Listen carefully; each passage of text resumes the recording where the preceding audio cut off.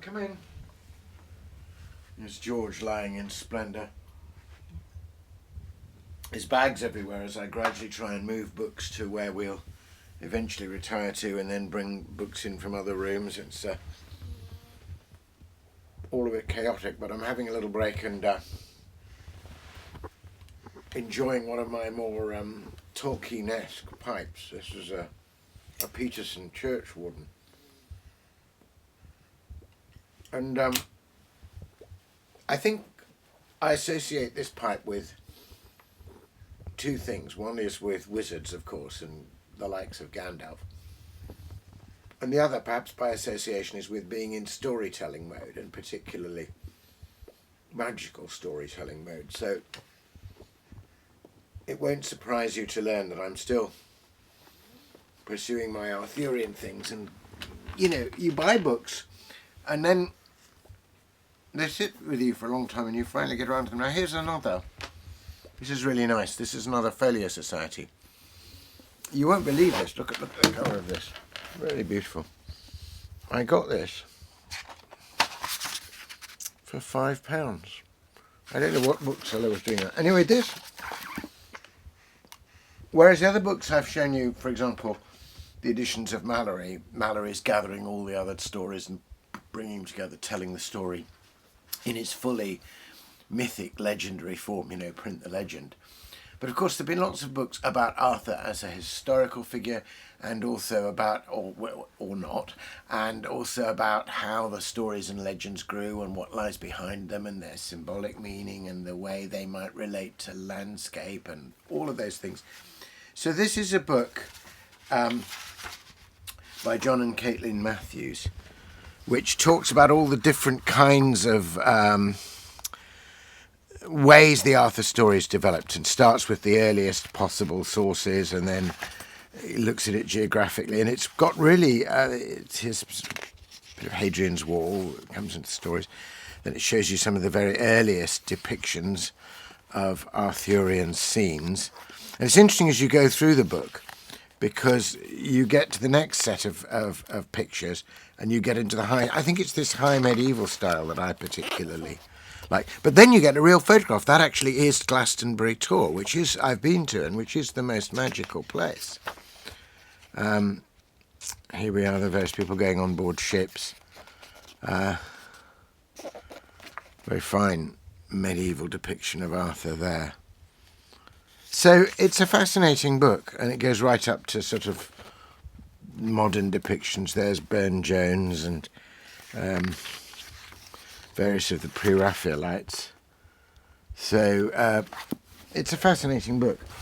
But as you know, I'm not trying to do a historical investigation or a literary critical account of how the stories came to be told. I'm trying to tell them again, to tell them to you in a way that you might enjoy hearing them, to tell them in the best kind of poetry I can write, to use the lovely old English ballad form as a way of presenting. And as you know, I'm starting really with the stories of Galahad and the Grail. So I thought I might read you another section, if you indulge me. You may remember last time, Lancelot had got back from knighting Galahad, whose name he doesn't even know, and then, he must have known it when he knighted him, but he knows nothing else about him. And Galahad stayed behind in the chapel. Lancelot came back, meets up with Arthur and Guinevere, and then you remember they go into the hall for the Pentecost feast, which Lancelot has just got back in time for, and suddenly there's new writing around the round table, and they see this wonderful prophecy about 450 years after the coming of Christ, this siege perilous will be fulfilled, and Lancelot says that's the day. And then suddenly someone comes to the door and says, we've seen a marvel, there's a stone floating, a great block of marble floating with a sword. And they go down, and it says only, the purest knight can draw the sword. And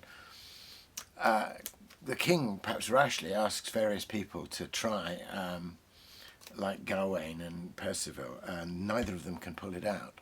Lancelot refuses to even try. And then Kay the seneschal says, well, we've had enough of this, let's go back up to the feast and leave this marvel floating. And this is where the story goes. It's still on the day of Pentecost, the evening of Pentecost, the feast is still there. about to happen. And you remember I ended with the trumpets rang, the choirs sang, and they began the feast. So I start with that again. So this is the coming exciting plot spoiler. This is when Galahad himself at last appears. He's coming to Camelot. The trumpets rang, the choirs sang, a good grace gave the priest, and squires and pages entered there and served the high king's feast. In those brave days, great Camelot was all with splendour crowned. Its largesse and its courtesy were both alike renowned. The best of baked and roast and brewed was served on silver trays, and flagons and decanters glowed on counters of green baize.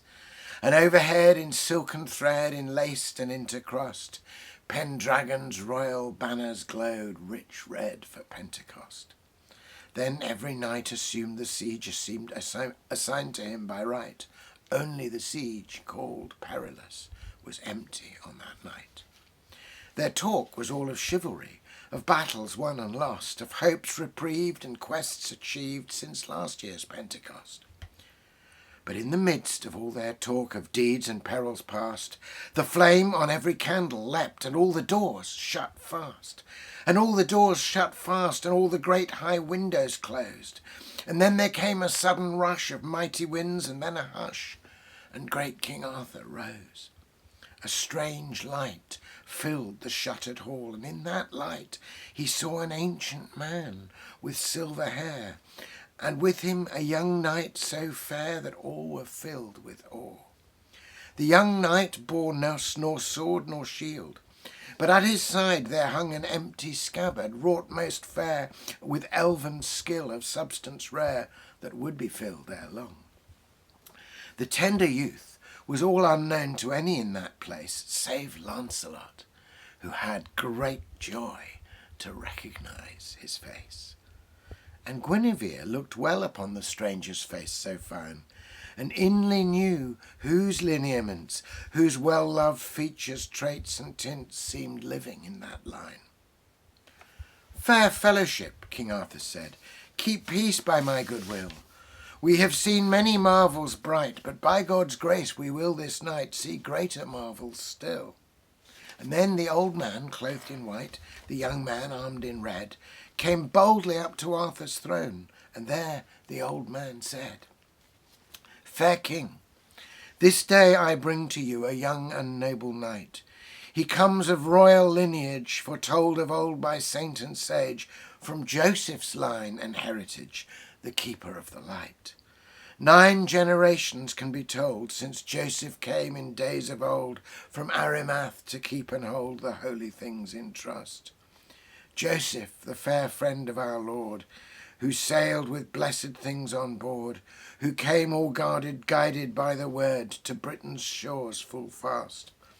And by this night, so God hath willed, the siege of peril is fulfilled, and healing comes where blood was spilled. The good end comes at last. And Arthur was right glad, and said, We bid you welcome both, and let the young knight join us here, as fellow and as noble peer, in courtesy and godly fear, to plight and keep his troth. And so the old man bid the young, Come, sir, and follow me, and led the young knight swift and bold straight to the perilled siege foretold, still covered in that cloth of gold, to see what he might see. And Lancelot sat to the right, and moved the cloth away, and lo, was new gold lettering, clear as the light of day. This is the siege of Galahad, the haut prince promised long, whose high deeds and accomplishment will long be told in song. And Lancelot rejoiced to see the boy he dubbed a knight, taking the place that longed to him and was his own by right. And Galahad sat in the siege, with Lancelot beside, and said unto the good old man, his tutor and his guide, Farewell, the time is all fulfilled. Commend me to my kin, to Pelles, my good grandfather, and all who dwell with him. The time will come when I return, the time so long foretold. Come woe or weal, I'll come to heal the wound he bears of old. Then Arthur came to Galahad and said, I know right well, Your coming changes many things, the rule of lands, the fate of kings, but all the weal and woe it brings, alas, I may not tell. Then up and spake the good Sir Bors, if legends do not fail, whoever sits within that siege will have Christ as his Lord and Liege, and will achieve the Grail. And so the Grail quest begins, said Lancelot. I ween the advent of Sir Galahad, the keeper of the cup of God, is like the first drop of the flood that sweeps the valley clean. Then Arthur cried, I understand. The sword is his alone. Come, Galahad, for you must see what lately came, a mystery, maybe by Merlin's gramarye, the marvel of the stone. He took the new knight by the hand and brought him to the quay, showed him the sword set in the stone, the floating mystery. Let all my knights stand back a while and to your prowess yield. I know that if you draw the sword, then God will send the shield. Will you essay? King Arthur said. Good knights have tried and failed. I will essay it, good my lord. My scabbard longeth to this sword, and when I bear it forth abroad, high things will be unveiled. With that he set his hand on hilt and drew it lightly forth. And all who saw it marvelled there. He swung it shining through the air and set it in the scabbard fair, the worthiest knight on earth. This is the sword, said Galahad, that Balin bore of old. The fatal sword the good knight drew, and slew his brother, twinned and true, not knowing whom it was he slew, as songs and stories told. And 'twas great pity on that day that brothers should each other slay, as the old minstrels sing. And all was for the dolorous blow that Balin gave so long ago, seizing the spear all wrought with woe that maimed the wounded king. It was my grandsire whom he maimed. Now I turn back the sword. The very sword that strikes and rends must be the sword that makes amends. I am the one the Spirit sends to heal both land and lord. Then Arthur said to Galahad, Sir, you are not alone.